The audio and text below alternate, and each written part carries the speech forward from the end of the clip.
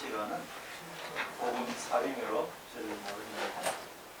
사명이라는 이 말은 성경을 함께 살펴보고 서로 토론하고 공부하는 그런 시간을 사명이라고 부릅니다.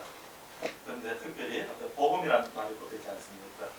그래서 우리가 이 시간 복음을 살펴볼 것인데 복음이란 무엇일까 했을 때 많은 사람들이 교회 가면 예수 믿고 천국 가는 것 이렇게 알고 있습니다. 복음이란 말은 그런 말이 아니고 기쁜 소식이라는 뜻입니다. 성경이 기록될 당시에 로마가 전쟁을 나갔다가 승리하지 않습니까? 그 한 병사가 달려오면서 기쁜 소식이다, 기쁜 소식이다, 우리가 이겼다 이렇게 외치는 것이 기쁜 소식이었어요. 그것이 이제 당시에 예수 믿는 사람들이 그 말을 인용해서 기쁜 소식이 있다, 우리가 기다리던 메시아가 오셨다, 우리가 알지 못하고 십자가에 못 박았던 그 예수님이 우리가 기다렸던 메시아였다. 그분이 십자가에 못 박혀 죽으셨고 부활하셨고 우리와 함께 하신다. 드디어 메시아가 오셨다. 이렇게 외치는 것이 기쁜 소식이었습니다. 그걸 이제 중국식으로 표현을 하게 되니까 복된 복자, 그리고 소리를 써서 복음. 이 복음이라는 것은 누구에게나 기쁜 소식이 되는 거예요. 조금 전에 한 장로님께서 저에게 말씀을 하시기를 내가 얼마 전에 위암에 걸렸어요. 그런데 기도 가운데 한 은혜로 저렇게 아주 건강하게 되었습니다. 이렇게 저한테 막 그냥 간증을 하시는 거예요. 왜 그러실까요? 마음에 기쁨이 있는 거예요. 내가 그렇지만 은혜 가운데 지금 건강하게 되었고 남은 삶을 어떻게 살지 마음 가운데 기대가 됩니다 하는 그 마음이 기쁜 소식인 거예요. 복음, 그러면 단순하게 예수 믿고 천국 가는 것 여기 한정되지 마시고 나에게 복음은 무엇일까? 혹 여기 편찬에 분이 계시다면 병원가도 안 된다 그러던데 그거 먹으면 안 된다고? 약이 개발되었다고? 그게 기쁜 소식인 거예요.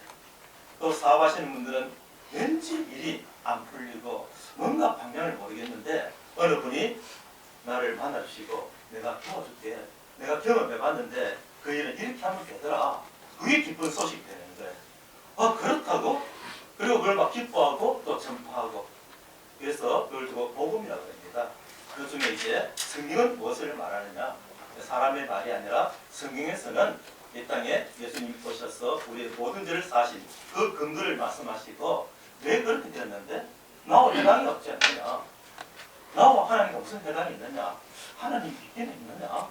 이런 분에게 차근차근 설명해 가는 것이 왜 당신과 하나님과 상관이 있으며 그분이 우리에게 어떤 일을 하셨는지 왜 그것이 나에게 기쁜 소식이 되는지 그것이 이제 우리에게는 복음 사경이라고 할 수가 있겠습니다. 우리 마음 가운데 참된 복음은 어떤 것입니까? 각자가 다 다를 거예요. 저는 우리 아들이 좀 영적으로 안정이 되고 경제적으로 안정될 수 있는 그런 길이 열린다면 참 마음 기쁠 것 같아요. 지금 몇 달째 아들 위해서 아침마다 기도하고 있는데 드디어 하나님 이렇게 하시는구나. 그 기쁨이잖아요. 이 기쁜 소식이 있으면 마음에 자연스럽게 기쁨이 나타나고 찬양하게 되겠죠. 제가 겪었던 일을 좀 말씀을 드리면서 시작하겠습니다. 얼마 전에 대구에 사시는 한 분이 연락이 왔어요. 목사님, 저 안 믿어요. 그래요? 그분이 이제 박사학위를 받으실 때 어떻게 이렇게 방향을 모르셔가지고 좀 도와주세요. 그래서 그런 방침에 서는데 방향을 알려주겠다. 이렇게 해서 이렇게 자료를 공부하고 이렇게 해서 정리하면 아마 논문을 쓸 수 있을 것이다. 그게 너무 감사했거든요. 그리고 한 1년 지나니까 연락이 오더라고요. 학위 받았습니다. 너무 기뻐요. 그리고 또 좀 지나니까 또 연락이 왔어요. 나 취업했어요.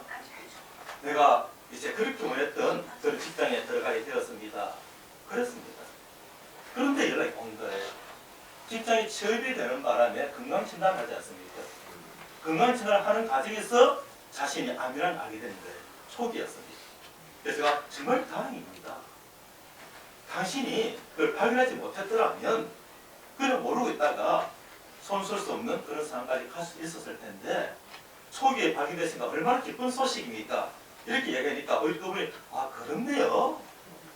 우리에게 되어진 일, 특별히 성경에서는 뭐라고 말하는가 했을 때 여기는 소개되지 않는데 히브리서 9장 27절 말씀에 사람이 한 번 죽는 것은 정하신 일이요 그 후에는 심판이 있다고 했습니다. 그리고 로마서 3장 23절에서는 모든 사람이 죄를 범하였으며 하나님이 영광이 되지 못하더니 이게 무슨 말이지? 뭔가 좋지 않은 말인데. 그런데 그 사실을 듣게 됨으로 말미암아 생각하게 되잖아요. 그래서 사람이 한 번은 죽는다, 심판을 받는다. 이것이 나쁜 말이 아니라 나를 생각하게 하고 하나님 앞에 나아가게 하는 그런 기쁜 소식이 되는 거예요. 그걸 몰랐더라면 그냥 생각 없이 살다가 나고 늙고 병들고 죽는 것이 인생이지 뭐. 그러다가 이제 허무하게 인생이 끝날 때인데 왜 사람이 죽어야 되지? 그 후에 심판이 있다고? 내가 언제 죄를 지었지? 하나님께로부터 영광이 떠나 있다고? 생각하게 되는 이런 시간이 이제 복음 상행해야 되겠습니다. 경주에 안강읍이라는 곳이 있습니다. 한 할머니께서 저에게 이렇게 말씀하셨어요. 나도 내가 이렇게 될 줄 몰랐어요. 막 보시면서 나도 내가 이렇게 될 줄 몰랐어요. 그 사연이 이렇습니다. 제가 전도를 하러 갔는데 이분이 위암 말기 환자였어요. 손 쓸 수 없는 그런 단계에 있었는데 자신이 위암 1기, 2기, 3기를 거치면서도 위암을 알지를 못하고 있습니다. 알지 못한 가운데 옆에 다른 할머니께서 어떻게 나 위암 1기래, 위암 2기래 그러면은 그분이 하시는 말씀이 어쩌다가 그런 병이 걸렸어. 안 됐다. 그래 열심히 치료받고 괜찮아. 요즘 다 잘한대. 그러고 계셨던 게 사실은 위암 3기에 있으면서 그걸 알지 못하니까 위암 초기 된 삶을 두고 어쩌다가 그랬는데 이렇게 위로했는데 어느 날 보니 속이 더부룩해서 그냥 소화제를 하나 탈까 싶어서 병원 갔는데 위암 말기 환자인데 할머니 왜 이제 오셨어요? 왜요? 할머니 마음에 준비하셔야겠습니다. 이분이 깜짝 놀란 것이죠. 그래서 그때서야 사람이 죽으면 어떻게 되지? 그전엔 죽는 걸 생각 안 하시는 거예요. 사람이 늙으면 어떻게 되지? 어떻게 먹고 살지? 노후 준비는 신경을 많이 썼는데 사후 준비는 자신이 죽는다는 생각을 못하고 살아온 거예요. 막상 그런 결과를 받으니까 내가 죽는단 말이야. 3개월밖에 안 남았다고? 그럼 나 죽으면 어떻게 되지? 조금 전에도 이건 내 거야. 이건 내 거야 했던 분이 다 필요 없고 내가 이제 어떻게 되는 거야. 그래서 예수 믿는 게 뭔지 관심을 가지게 된 거예요. 그래서 제가 찾아뵙고 할머니 다행입니다. 노후야 사람마다 성공적인 삶도 있고 힘든 삶도 있지만 노후가 있을 수도 있고 없을 수도 있는 그것이 노후인데 사후는 누구나 다 옵니다. 그리고 그 사후는 영원한 것입니다. 할머니 천국 가고 싶으세요? 지옥 가고 싶으세요? 그것 같으면 천국이 어딨냐? 지옥이 어딨냐? 너 가봤냐? 그럴 뿐이었는데 나 천국 가고 싶다. 할머니 이미 가진 길이 다 열려있습니다. 얼마나 기쁜 소식입니까? 할머니 6년을 더 사신들 6개월 더 사신들 한 번은 가야 될 길인데 제가 이 길을 알려드리겠습니다. 그러니까 아주 길을 걸으시더라고요. 그분에게는 기쁜 소식이 됐던 것이죠. 그 이후로 만나 뵙지 못해서 어떻게 된지 알 수는 없지만 그때 그분의 얼굴이 눈에 떠오릅니다. 내가 왜 진작 알지를 못했을까? 내가 진작 알았더라면 이렇게 살지 않았을 거다. 내가 정말 어떤 인생인지 이제 알겠다. 진작 알았더라면 오늘 여기 계신 분들은 그런 기회를 잡으시는 귀한 시간 되기를 바랍니다. 하나님을 믿는 사람들인데 믿는 것이 어떤 것인지 단순하게 예수 믿고 천국 간다. 죽어서 가는 천국이 아니라 이 땅에 사는 동안에 지금 내가 하는 이 일에 하나님이 함께 하시고 하나님의 선하신 계획 가운데 나를 이끌어 가실 그런 일 가운데 나를 부르시다는 사실을 깨달으면 그게 복음이잖아요. 죽어서 천국 가는 건 아니라 지금 나와 함께 하신다고. 그 하나님 어떤 분이냐? 창조의 하나님. 능력의 하나님이 나와 함께 하신다니까 마음 가운데 그분이 함께 하신다면 그래 그분이 함께 하신다면 어떤 특별한 능력 있는 분이 나와 함께 하셔도 마음 가운데 큰 힘이 되고 경계가 되는데 하나님이 나와 함께 하신다니. 그래서 하나님께서는 선포하십니다. 나 있다 없다 설명할 거 뭐 있어. 나 존재해. 태초에 하나님이 천지를 창조하시니라. 이 창세기 1장 1절입니다. 하나님 우리에게 사정하지 않습니다. 많은 분들이 창조과학이 어떻다, 시대의 변화가 어떻다 이런 것을 바라보면서 막 그냥 하나님 계시를 설명하려고 한 시간을 사용해요. 하나님 그렇지 않습니다. 딱 한 절이에요. 나는 존재해. 너가 믿든지 안 믿든지 태초에 갔었어. 너 이 땅에 태어나게 있는 것처럼 이 땅에 시작이 있었어. 그리고 하나님이 천지를 창조하셨어. 창조하셨다는 말은 무엇입니까? 내가 주인이라는 거예요. 너 인생은 내가 주인이다. 그것이 복음입니다. 하나님이 나의 주인이다. 저는 고등학교 때부터 참 힘들었어요. 중학교 3학년 때 저희 어머니가 돌아가시고 아침에 학교를 갔는데 오후에 오니까 돌아가시고 안 계신 거예요. 갑자기 호흡이 안 되셔가지고 갑자기 고아가 되어버렸어요. 갑자기 고아가 되니까 의지할 데가 없잖아요. 인생이 완전히 바뀌어버린 거예요. 저 하나님을 만날 때까지. 우리의 삶 가운데 왜 인생에 고통이 있습니까? 하나님을 떠나서 그래요. 부모와 함께 있으면 그 부모의 근원에서 내가 살아갈 수 있는데 부모가 안 계시니까 혼자 살아가야 되는 거예요. 혼자 결정하고 혼자 판단하고 잘못된 길을 가봅니다. 우리가 하나님을 떠나 있는 인생이라는 것을 말씀하실 때 너는 죄를 범하였으며 이렇게 말하는 거예요. 하나님을 떠나 있는 인생이다. 이것을 우리에게 말씀을 해주고 있는 것이죠. 우리의 삶 가운데 내가 하나님을 떠난 적이 있는가? 기억이 안 나죠. 저는 중3 때니까 어머니가 돌아가셨고 고등학교 때부터 집을 떠나서 절에서 자기다, 도서관에서 자기다, 학교에서 자기다, 친구 집에서 자기다. 그러니까 막 사랑을 그리워하면서 때로 어렵고 힘들 때 누군가의 품에 안겨서 실컷 끌어보고 싶은 그런 청소년기를 보냈는데 2살, 3살 때 부모 이런 사람들은 그런 기억이 없잖아요.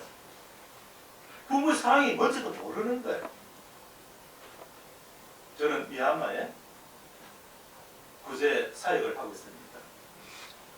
그런 과정 가운데 있었던 일이 생각이 나는데 나르가스 태풍이라는 게 있었어요. 그 태풍이 불었을 때 제가 구제 행동을 가지고 갔었는데 그 바람이 과원에 가니까 못 보던 아이가 2명이 있는데 뭐 1살, 2살, 2살, 3살, 1살, 2살 건데 젖을 먹고 있었어요. 우유를 먹고 있었어요. 못 보던 아이가 있어요. 그래서 제가 원장에게 물어봤습니다. 이 아이들은 누구입니까? 어젯밤에 태풍 때 집이 무너져가지고 갑자기 부모님이 잃어버리고 동네 분들이 데려갔다고 하면서 우유를 먹이고 있더라고요. 큰아이는 여자아이고 작은아이는 남자아이거든요. 그러니까 너무 마음 가운데 짠한 거예요. 어제 저녁에 잘 때는 아빠하고 엄마가 있었는데 아침 눈 떠보니까 부모가 없다는 거. 저거 겪어봤잖아요. 학교 갈 때는 엄마가 계셨는데 갔다 오니까 안 계시는 거예요.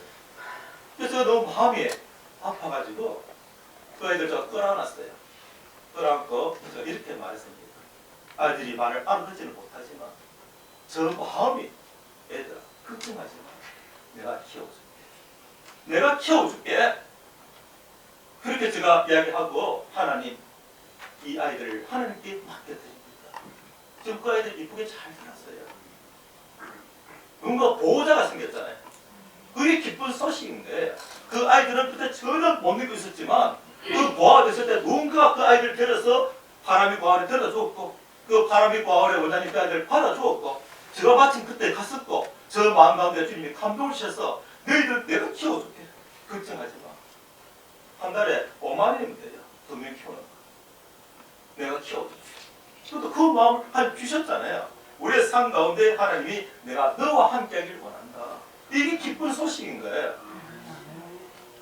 그런데 너가 알지 못했다. 에덴 동산에서 하나님은 떠나는 인생이다. 돌아오라. 내가 돌아올 길을 다 마련했으니 돌아오라. 그건 너가 할 일이야.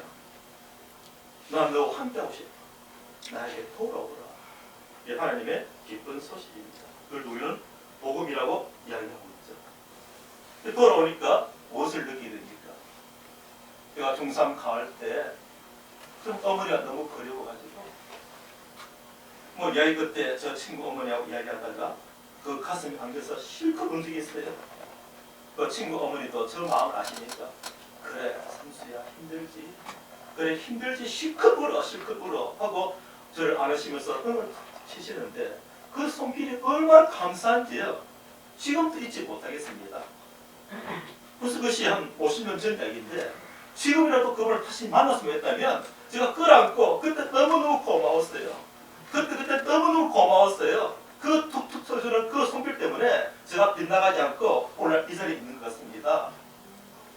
그때 저 힘들었지만 그 어머니의 그래도 힘들지 내가 너 마음 알아 하셨던 그 손길, 지금 그 손길이 하나님의 손길로 우리와 함께 하시는 거예요. 여기 오늘 왜 계시겠습니까? 하나님 그 마음 움직이신 거예요. 초청하시고 그래 가보자. 와 계실 때 하나님께서 왜 부르셨습니까? 내가 너와 함께하고 싶다. 오늘 이 초청이 마지막 초청이 될 수가 있습니다. 다음에 뵙지. 그게 그런가 뭐. 그 인간의 한계지. 하루란 시간이 있잖아요. 저녁 되면 어두워질 거예요. 내일 아침에 일어난다는 보장이 어디 있습니까? 누가복음 12장에 한 부자에게 하나님이 말씀하시기를 어리석은 자여 오늘 밤에 내 영혼을 도로 찾으리니 내가 생각하는 모든 일들 내가 가진 모든 것들 다 누구의 것이 되겠느냐 먼저 나에게 돌아오라. 이게 하나님의 초청이거든요. 그래서 계시록 3장 20절에서도 계속 우리의 마음을 두드리시면서 내가 문 밖에 서서 기다린다. 문 좀 열어라. 나와 함께하자. 나 믿고 내 밑에서 그렇게 사는 거야. 이게 아니라 내가 너와 함께하고 싶어. 너는 몰라. 너는 내가 잃어버렸던 영혼이야. 내가 다시 너를 찾기를 원해. 돌아와. 돌아와. 그래서 우리에게 얼음을 주시는 거예요. 조금 전에 간도라는 분이었습니까? 저는 잘 모르는데 그 글을 읽으면서 저 마음에 아멘 됐어요. 만일 내가 괴롭지 않았더라면 하나님의 사랑을 받아들이지 않았을 것이다. 주님 저도 그랬습니다. 제가 하나님을 믿게 된 동기가 너무 어렵고 힘든 중에 사랑을 느끼고 너무 기대고 싶었던 거예요. 그 교회 가는 분의 그 마음에 기대했는데 알고 보니까 그분들의 속에 있는 하나님께 내가 기대버린 거예요. 누가시 낫게라도 와다시와 가미사고 아이요 뭐라고 고도가 되기나요? 일본어로 생각이 나네요. 되네요. 저 그런 거 몰랐잖아요. 배워서 알게 된 거예요. 우리 하나님과 우리 사이에 어떤 관계인지 배우지 않으면 알 수가 없는 건데 그 배운 것을 내 마음에 심어서 맞아! 여기 묻는 거예요. 자, 여기 창문이 열렸습니다. 이게 베란다라고 생각합시다. 여기 가시는 분들 제가 내다보면서 안녕히 가세요 손 흔들 때 베란다에 매달려야 돼요. 난간에. 그래야 밖을 내다볼 수가 있습니다. 근데 저거 왜 그 난간에 매달릴까요? 난간이 튼튼하다는 걸 믿기 때문에. 하나님을 믿는다는 것은 그래서 아는 게 아니라 그래 하고 내 마음을 기대는 거예요. 어찌할 때 하나님의 손길을 느끼는 것이죠. 창세기 1장 1절은 정말 귀한 말씀입니다. 우리가 사람을 만날 때 제일 먼저 던지는 말씀이 있지 않습니까? 여기 대체로 영업하시는 분들인데 첫 마디가 중요하지 않습니까? 첫 인생이 중요하지 않습니까? 하나님께서 마찬가지예요. 이 성경을 기록하시면서 제일 먼저 던진 말씀이 내가 천지를 창조했노라 이렇게 말씀하십니다. 창조했다는 말이 무엇입니까? 하나님 주권을 하는 나라에는 영토와 국민과 주권이 있는 것처럼 하나님께서 우리에게 주권을 말씀하시는 거예요. 나의 삶 가운데 하나님께서 나의 주인 되심을 알고 주님께 맡길 때 이전과는 다른 완전히 다른 세상을 느끼게 될 것입니다. 2025년도 12월 13일 며칠 남지 않았습니다. 또 2026년이 오겠죠. 쉬다가자 곧 2026년도 끝나겠죠. 이 인생인데 시계는 돌고 돌지만 모래시계는 떨어지면 다시 올라오지 않습니다. 우리 인생을 저 시계처럼 생각하지 마시길 바랍니다. 11시 35분 내일 또 11시 35분 또 11시 35분 되겠죠. 그것이 인생이 아니지 않습니까? 우리 인생은 모래시계와 같아요. 떨어지면 다시 떨어지지 않는데 나의 삶을 어떤 삶을 살 것이냐. 내가 이렇게 해야지. 내가 이렇게 해야지. 내가 이렇게 해야지. 그렇게 되던가요? 내가 돈을 벌었어. 내가 창사의 이들을 남기고 그런 사람이 야고보서 4장에 소개되는데 하나님은 말씀하시기를 인생이 무엇이냐. 잠깐 있다가 없어지는 안개가 같지 않느냐. 이 이야기는 너가 어떻게 살기를 원하는 게 아니라 너가 나에게 돌아와서 내가 너를 어떻게 살기를 원하시는지 그 하나님의 뜻을 알아내는 거예요. 우리 인생 가운데 어떤 삶을 살 것이냐. 가장 정답은 하나님께서 어떻게 하실지. 성경을 잘 모르시는 분들 계실 텐데 이스라엘 백성들이 이제 종살에서 떠났습니다. 애굽을 떠나서 홍해를 건너고 나서 그들이 노래를 부르지 않습니까? 그냥 우리 강을 건넜으니까 바다를 건넜으니까 노래 부르자 이런 노래가 아니었어요. 뒤에서는 그냥 바로의 군사들이 쫓아와서 그들을 죽이려고 그러고 앞은 그냥 홍해가 가로막혀 있고 어떻게 하면 좋을지 당스러울 때 바다가 갈라지지 않습니까? 그 길을 건너고 나니까 그들은 경험한 거예요. 우리 마음 가운데 기쁜 소식은 그래 나더라 감동 없어요. 우리 장로님 위암 걸리셨다가 나으셨다더라. 대단하냐? 저 마음에 별로 감동이 없어요. 저가 걸렸다가 나왔으면요 다닐 때마다 우리 장로님 만난 사람마다 물어보지도 않는데 나 위암 걸렸었거든요. 근데 기도했었거든요. 한 일주일 가운데 낫게 하셨어요. 지금 내가 검사니까 아무 이상이 없대요. 누가 물어봤어요. 그럼 마음속에 기쁨이 마음 넘치는 거예요. 이 하나님을 만나는 거예요. 그같이 우리가 하나님을 만나게 되면 홍해를 건넜던 그들이 모세의 노래를 부르면서 그 놀라운 감동과 감격으로 찬양을 드린 것처럼 하나님을 만난 자들의 마음 가운데는 큰 기쁨이 있습니다. 이거였구나. 인생을 산다는 이런 거였구나. 내가 몰랐던 인생이 있구나. 그것이 복음입니다. 그래서 사람들을 붙들 때마다 나 하나님 믿었어. 나 하나님 믿었어. 저 군대에서 일병 때 하나님 믿었습니다. 힘들었습니다. 부모님이 안 계시다 보니까 청소년기도 힘들었고 이제 군에 가기까지 3년 동안 공부하면서 힘들었고 아무도 저를 도와준 사람이 없었어요. 그런 과정을 거쳐서 군대에 갔는데 군대라는 사회가 다 계신 분들 경험했지만 냉정하지 않습니까? 제가 그냥 힘든 과정을 겪으면서 지금 생각하면 너무 감사한 일인데 그래서 저 마음이 아주 낮아졌을 때 어느 분이 저에게 말씀하시기를 교회 한번 가자. 제가 교회를 왜 갑니까? 저는 불명이 등명이고 5개를 받았고 3부를 받았고 경도 몇 가지 이루어둔 사람입니다. 그러나 그 당시 철저히 낮아져 있기 때문에 뭔가에 기대고 싶었어. 그래 하고 간 거예요. 제가 원한 것은 사람의 사랑이었습니다. 뭔가 위로를 해야 돼요. 그래서는 하나님을 만났습니다. 너무 기쁘잖아요. 성경 전혀 몰라요. 그러나 소개받았던 말씀 요한복음 3장 16절 그거 하나만 붙들고 이거였구나 하고 저 마음에 큰 변화가 와서 그 다음날 이제는 군대 명칭을 다 잊어버렸는데 인사가게에서 찾아갔습니다. 저 집에 보내주십시오. 81년 되게 가능한 얘기입니다. 군대에서 나 집에 보내십시오. 왜? 우리 형이 예수를 안 믿는데 가서 복음을 전해야겠습니다.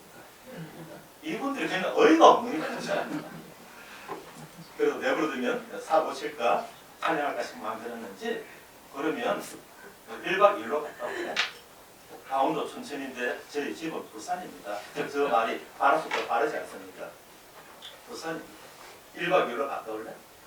그것도 휴가를 보낼 수는 없으니까 이 서류를 부산에 있는 그 거제리에 있는 기시장에 갖다 주고 올라오면 된다. 그렇게라도 갈래? 예, 가겠습니다. 그리고 아침에 군용열차를 타고 부산 내려왔어요. 밤늦게 도착했는데 집에 들어가면서 막 두드리니까 가족이 깜짝 놀란 거죠. 어떻게 나왔어요? 사무실 어떻게 나왔어요? 사무실 어떻게 나왔어요?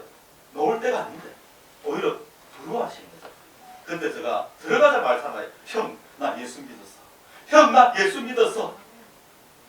가족들이 깜짝 놀랐습니다. 제발 마음 잡고 공부해라고 그렇게 잘했던 전데 저는 자꾸만 절에 가겠다고 출구하겠다고 그런 인생을 살던 제가 와가지고 나 예수 믿었다고 형 교회 가야 돼. 형 교회 가야 돼. 그게 왜 그렇습니까? 누가 시켰어가 아니라 내 마음에 빛이 비춰오십니다.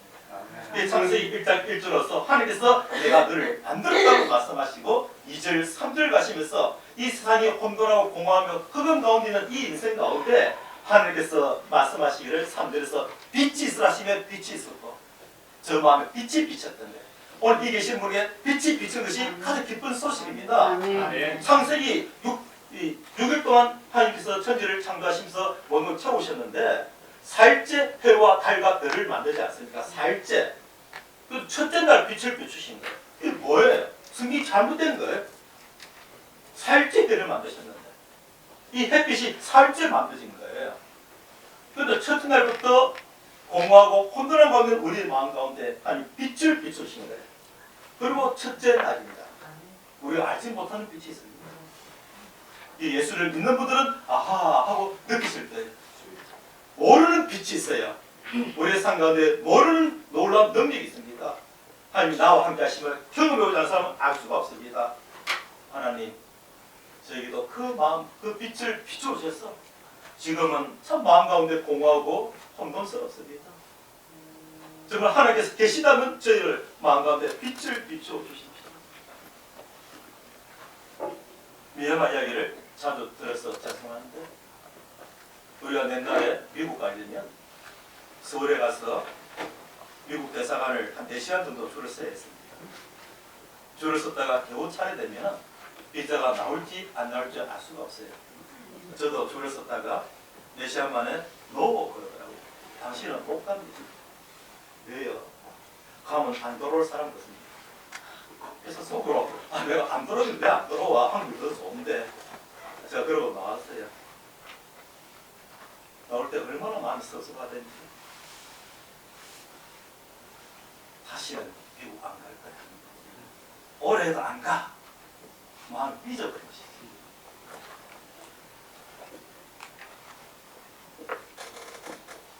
그런데 저 미얀마 대사관 가면 그렇습니다. 사람들이 몇 시간씩 서서 줄을 서는데 미얀마 우리 때 비가 많이 오지 않습니까? 우리하고는 비가 달라요. 스포츠성 그래가지고 막 장대처럼 비가 퍼붓는데 그 비 속에 우산 두고 사람들이 줄을 서 있는 거예요.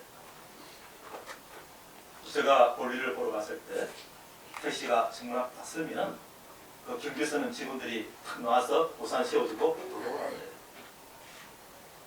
들어가면 12명이 대기표를 받고 창구 앞에 기다리고 있는데 저는 대기표도 없이 그냥 바로 제일 먼저 상담 창구로 보내줍니다. 왜 그렇습니까? 왜 그렇습니까? 저는 그분들이 너무 미안하고 줄 서야 되는 거 아닌가. 그래서 뭐 줄 사람 줄 설 수가 없어요. 그 환경에서는. 그런데 내리면 바로 들어가라는 거예요. 이유는 하나예요. 한국 사람. 한국 사람이 한국 대사관에 왔잖아요. 그리고 그 직원들이 그냥 바로 들어오라는 거예요. 왜 우리가 하나님의 은혜 가운데 하나님 나와 함께 하신다면 이런 소망을 가지고 있습니까? 우리가 하나님 믿고 하나님의 자녀가 될 때 우리가 어떻게 하나님 믿지? 하나님께서 우리에게 이미 길을 열어놓으신 거예요. 요한복음 1장 12절에 믿는 자는 하나님의 자녀가 되는 권세를 주셨으니 이 말씀을 사람들이 많이 오해합니다. 그냥 나 믿었어. 근데 하나님이 못 느끼겠어. 믿는다는 것은 아 그렇구나 이게 아니라 나를 하나님께 맡기는 거예요. 우리의 삶 가운데 내가 진실로 하나님을 신뢰하고 하나님께 맡길 수 있다면 하나님이 나와 함께 하신 어떤 것인지 그 능력을 경험하게 될 것입니다. 그것이 믿는 거예요. 이것이 기쁜 소식이에요. 예수 믿으면 천국 간다? 그 2차적인 문제예요. 하나님의 자녀가 이 땅을 떠날 때 하나님 집에 가는 건 당연한 것이죠. 하나님 왜 우리를 구원하셨습니까? 우리를 거쳐서 우리와 함께 하셔서 하나님의 나를 이루어 가시길 원하시는데 우리의 삶 가운데 특별한 소원을 두시고 우리가 하고자 하는 그 일을 주님께서 주목하시고 은혜 가운데 우리를 이끌어 가시는 것입니다. 그래서 첫째 날 있었던 것 하나님의 말씀이 그 내 마음에 비치니까 창세기 1장 3절에 첫째 날이라는 것처럼 오늘 이 시간에 마음 가운데 하나님 말씀이 비치시면요 인생의 첫째 날이 시작되는 거예요. 이제는 나의 날이었어요. 하나님과 상관없는 인생이 뭔지를 알지 못하는 것이죠. 사람은 그렇게 공수래 공수가 그런 거 깊이 생각한 적 없어요. 근데 그렇게 말하니까 아 그렇다 하고 그냥 말하는 거예요. 진짜 공수래 공수가 뭔지를 깨달은 사람은 마음 완전히 비울 거예요. 그걸 어떻게 살 것이냐 그건 들었던 말인 것이죠. 설득시고 공적시색이라 있는 것도 없는 거고 없는 것도 있는 거고 정말 맛있는 말 멋있는 말입니까? 실제로 그 내가 깊이 생각하고 묵상되어서 깨달은 나의 말이라면 건강을 축소한 반야신경에 나오는 말인데 그래 인생이 정말 있는 것도 없는 거고 없는 것도 있는 건데 어떻게 살 것이다 깊이 생각할 것인데 그냥 덜 알고 있으니까 알기는 알아요. 그런데 그렇게 살지를 못한 것이다. 그 말씀을 믿는 게 아니거든요. 하나님의 자녀가 되었다는 것은 단순하게 예수 믿으면 하나님의 자녀가 된다. 그거 구원 아닙니다. 그걸 아는 거예요. 예수를 믿음을따르면 나의 삶을 완전히 하나님께 맡겨버렸을 때 하나님이 나에게 어떻게 인도하실지 기대하면서 그 능력이 하나님께서 나와 함께 하심을 믿고 나아가는 그런 모습이 참된 믿음입니다. 그때 경험하게 되는 거예요. 그래서 중국 사람들이 이 기쁜 소식을 복음이라고 했지 않습니까? 제가 서두에 말씀한 것처럼 너무 기쁜 소식이야. 죽어서 천국 가는 거 아니라 그 전능하신 하나님 나와 함께 하신다고. 우리의 삶 가운데 어떤 문제가 있는데 그 문제를 해결할 수 있는 분이 나와 함께 하신다. 얼마나 반갑고 기쁜 소식이고 그 마음 위로가 되고 격려가 되는 소식입니까? 그래서 우리가 예수를 믿는 것은 단순하게 천국 가는 인생이 아니라 이 땅에서 삶이 바뀌어지고 나의 삶 가운데 어떤 일이 일어나는지 기대되어지는 참 인생을 멋있게 살고 싶지 않습니까? 저는 꽃을 좋아해요. 이건 꽃은 아닌 것 같은데 꽃은 피면 반드시 집니다. 야생화 정말 아무들이 봐주지 않아도 자세히 보면 그 참 꽃이 너무 이뻐요. 어떻게 저렇게 만들까? 그 조그만 암술 수술 어울리면서 꽃잎이 어울리는데 눈에 안 보이는 발에 밟혀도 모를 그 조그만 야생화 너무너무 이쁩니다. 그런데 그 이쁜 꽃도 왜 하나님 우리에게 주셨냐면 이 꽃도 진다는 거예요. 아무리 신비롭게 생긴 꽃이라도 때가 되면 지는 거예요. 우리 인생은 때가 되면 지게 되어 있습니다. 하나님께서 그 꽃을 보시면서 모든 것은 피었다가 지는 인생이다. 그런데 너가 나를 만남으로 말미암아 이제 너가 아니라 내가 너와 함께함으로 말미암아 너의 삶 가운데 시작할 놀라운 첫째 날이 있다. 그동안 자연적인 삶을 살아왔다면 나의 노력으로 살아오고 나의 의지로 살아오고 나의 재능으로 살아왔다면 이제는 내가 너와 함께하는 그런 놀라운 삶이 있다고 우리에게 말씀하시면서 오늘 너의 첫째 날이 되지 않겠느냐고 우리에게 권하시는 거예요. 오늘 너가 첫째 날이 되지 않겠느냐. 사람들은 이렇게 말합니다. 사람은 육체로 살다가 죽는 죽음입니다. 죽고 나서 영원한 생명이 있고 어떤 분은 하나님을 거절함으로 말미암아 지옥에 던져지는 인생이 있다. 이렇게 말들을 해요.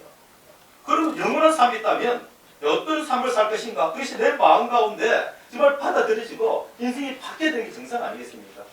그래서 오늘 계속 강조하지만 인생은 그냥 우리가 무엇을 선택할 것이냐 이 문제에 있어서 단순하게 선악을 알게 하는 나무의 가시를 먹었다. 이거 믿지 않는 사람들 다 들어 아는 얘기예요. 에덴 동산에서 왜 사람들이 쫓겨났느냐? 선악을 알게 하는 나무의 가시를 먹어서 그렇다. 우리 한 그렇게 째째하신 분인가요? 그거 몇 개 따먹으면 어땠어? 서문시장 가서 갈사리가 2개 끼워주던데 그렇게 하나님 조롱하고 있는데 하나님 모르기 때문에 그 이야기는 과일을 따먹기 문제가 아니라 내가 이것을 먹음으로 말미암아 내가 지혜로워지고 내가 하늘같이 된단 말이냐? 그런 유혹이 들어오는 거예요. 오늘날 지혜라 하면 스스로 높아져서 하나님을 거절하고 내가 주인 되어 살아가는 그것을 두고 죄라고 표현하는 거예요. 여기 솔직히 죄를 지었지 않은 사람 누가 있겠습니까? 하나님은 그것을 말씀하지 않습니다. 하나님을 떠나 있음으로 말미암아 되어진 죄의 결과가 그런 일들이고 하나님께서는 내가 스스로 높아져서 내가 따먹지 말라는 그 열매를 따먹는 그 모습 보면서 너희 마음 가운데 높아졌구나.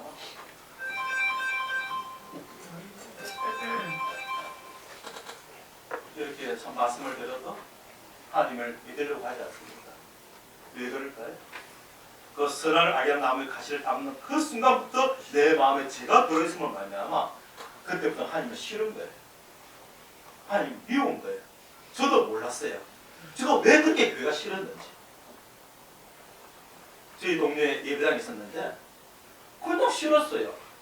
찬송 소리 들으려면 듣기 싫었습니다. 돌도 던지고 싶었어요. 여기 계신 분은 그렇지 않을 겁니다. 참 일반적으로 죄를 하나님 싫어하고 하나님 앞에 나가기를 거절하지만 저는 특별한 배경이 있습니다. 저희 집안이 아주 귀신이 강한 그런 집안이었어요. 그래서 저 마음 가운데는 그 영향을 입고 가서 하나님을 거절하는 그런 악한 영이 있었기 때문에 더 그랬던 것 같아요. 그런데 예수를 믿고 나니까 제일 먼저 그 교회를 찾아오셨습니다. 부산 대청동에 있는 부강교회라는 곳인데 그 목사님을 만나고 싶었어요. 목사님, 왜 우리 부모님에게 예수 믿으라고 전하지 않았습니까? 이렇게 말씀하실지도 몰라요. 나 그 집에 여러 번 갔지만 도저히 접근도 안 되나 이렇게 말씀하셨을지도 모르겠습니다. 저 마음 가운데 왜 우리 부모님에게 복음을 전하지 않았어요? 그분들이 예수를 믿었다면 인생이 탁 되었을 겁니다. 저도 완전히 인생이 탁 되었을 겁니다. 예수를 믿는 것은 인생이 탁 되는 것입니다. 나의 삶 가운데 무엇이 나의 주가 되어서 오늘까지 살아왔는가? 그렇다면 이제는 근본적인 방향 전환이 필요하죠. 이제 내가 하나님을 믿고 살겠다. 그래서 마음에 어떤 결단내가 인생의 방향 전환이 되는 거예요. 인생의 마음 가운데 회개하고 회심하면서 돌이켰다 해서 그렇게 사라지는 건 절대 아닙니다. 제가 이쪽으로 가고 있었는데 하나님 모르는 인생으로 살고 있었는데 어느 날 이게 아니구나 하고 하나님께로 마음을 바꾸었어요. 그러나 이렇게 살던 것이 너무 익숙하다 보니까 이것은 편한데 이쪽으로 하면 잘 안 돼요. 우리가 뭐 편한 쪽 있지 않습니까? 잠을 자도 편하게 자는 방향이 있어요. 갑자기 이쪽으로만 누워 자면 안 되는데 골반 틀어진데 이쪽으로 자야 자고 방향을 바꾸어도 또 나도 모르게 돌아오지 않습니까? 우리 삶 가운데 무엇이 옳은 길인지 알아도 그 방향 전환에 있어서는 시간이 필요한 거예요. 그래 마음 가운데 결단하고 방향을 바꾸니까 삶은 살수록 점점 그것과 멀어지고 한때로 점점 가까워지는 그런 일을 경험할 수가 있습니다. 하나님 우리에게 말씀하셨습니다. 내가 그것을 먹으면 반드시 죽으리라. 이것이 그냥 마음 가운데 와닿지 않는 이야기인데 우리가 하나님을 떠나 있으면 정말 인생길 가운데 반드시 죽는구나. 그래 죽지 뭐. 그런 죽음이 아니라 하나님과는 상관없는 인생을 살게 됩니다. 우리가 두려워하지 않습니다. 하나님을 모르기 때문에 그런 거예요. 그래서 모르는 사람에게 이렇게 전함시 복음 사명입니다. 요한복음 16장 9절에서 오늘날 제일이라면 하나님 우리의 모든 사정을 아십니다. 너가 그렇게 살 수밖에 없었어. 너가 그렇게 살 수밖에 없었어. 너가 그렇게 살 수밖에 없었어. 하나님을 떠난 인생이 다 그래. 그런데 너희들은 딱 한 가지 죄가 있어. 내가 그걸 다 알고 모든 죄를 해결하고 돌아오라고 그렇게 호소하는데도 내가 얼마나 많은 복음 전도를 보내서 듣겠으며 얼마나 믿을 기회를 줬느냐. 그런데 계속 거절하지 않는데요. 그래서 오늘날 죄에 대하면 너희가 나를 믿지 아니하며 이렇게 기록되어 있습니다. 하나님의 가슴 치는 소리예요. 왜 나의 사랑을 받아들이지 않느냐. 나는 늘 정말 끌어오고 싶은데 왜 오지 않느냐 말이에요. 이 지옥 가는 것은 보내는 게 아니라 내가 천국으로 가지 않는 것입니다. 그 안타까운 마음을 아시고 남은 인생을 어떻게 살 것인가 우리에게 알려주시려고 오늘 특별한 시간에 이렇게 초청한 거예요. 왜 이 시간에 앉아 계십니까? 불편하시고 힘드신데 하나님이 그 마음 가운데 왠지 이끌어 주시는데 이끌어 주시는 그 마음을 거절하지 않고 하나님 제가 여기 있습니다. 이 한마디 듣고 싶어요. 하나님 제가 여기 있습니다. 하나님이 원하시는 것은 한 가지입니다.